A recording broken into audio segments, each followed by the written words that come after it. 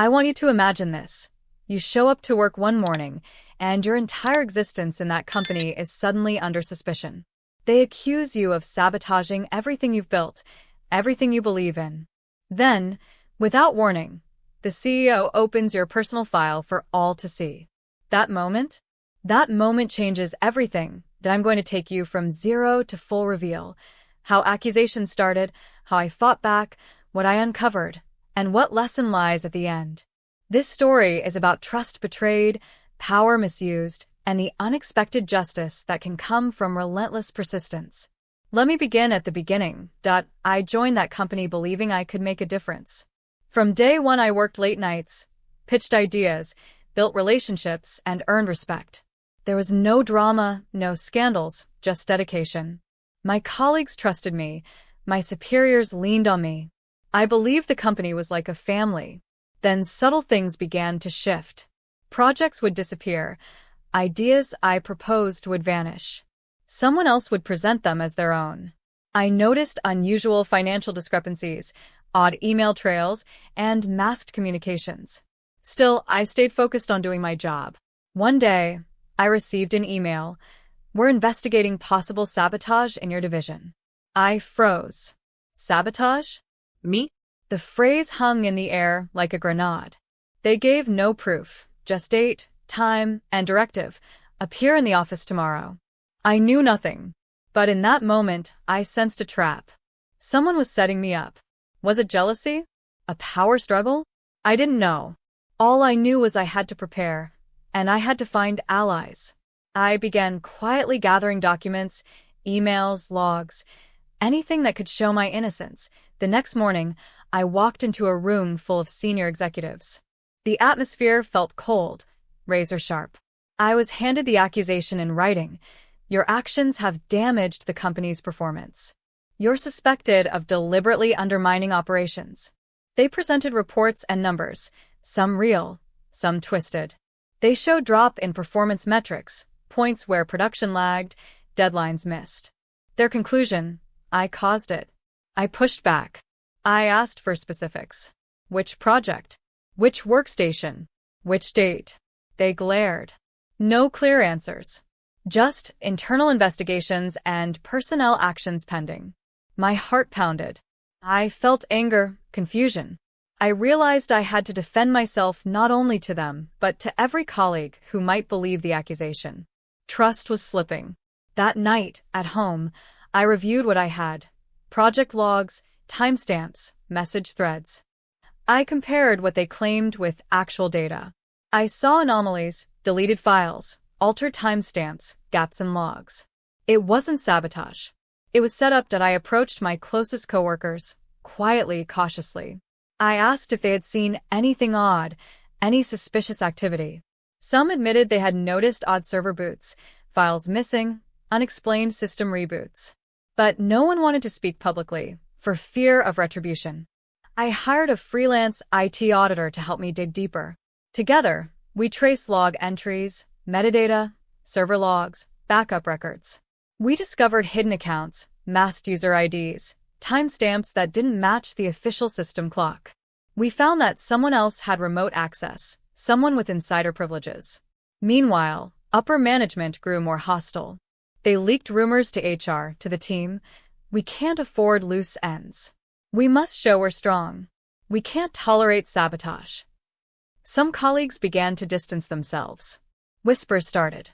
Maybe there's smoke after all. I felt isolated. But I pressed on. I documented every meeting, every email, every exchange. I archived evidence meticulously. I prepared my defense like a court case. Because in that moment, I knew words wouldn't matter. Only evidence would. When I thought things couldn't escalate further, they did. The CEO, who until now had remained distant, suddenly entered the fray. He demanded a meeting, summoned me to the main office. Inside, the blinds were drawn, the lights muted. He sat behind the glass desk as though it were a throne. He opened a thick folder, my personnel file. He flipped through page after page, performance reviews, HR notes, disciplinary records, past complaints, personal feedback.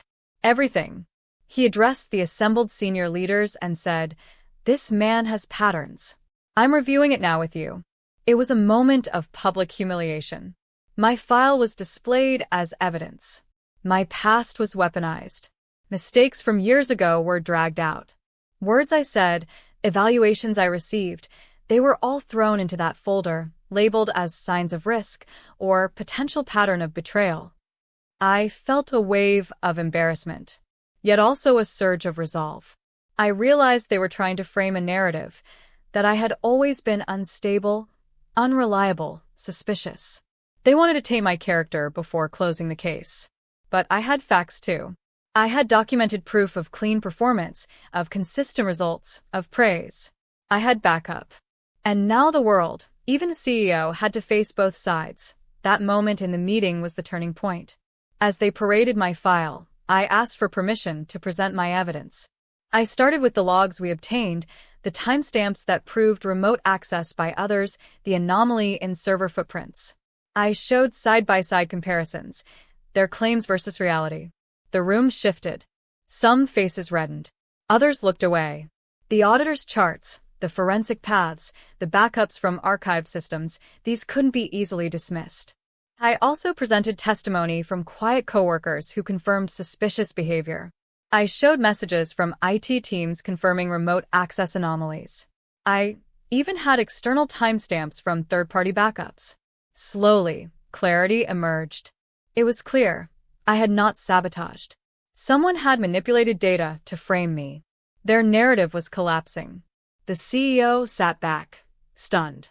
The senior leaders exchanged glances. The facade cracked.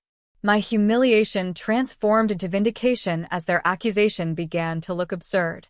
In that room, the balance of power shifted. In the days that followed, senior management launched their own follow-up inquiries. They reopened internal audits. They interviewed IT staff, security teams, project leads. They even hired external investigators. Word spread among employees. He wasn't guilty after all. Quiet apologies, cautious smiles returned. Some who had distanced themselves came back and admitted they had doubts. The person or group behind the sabotage narrative became a subject of suspicion. Traces led to someone who felt threatened by my success, someone who wanted control. The motive: power, control, positioning. HR reinstated my role.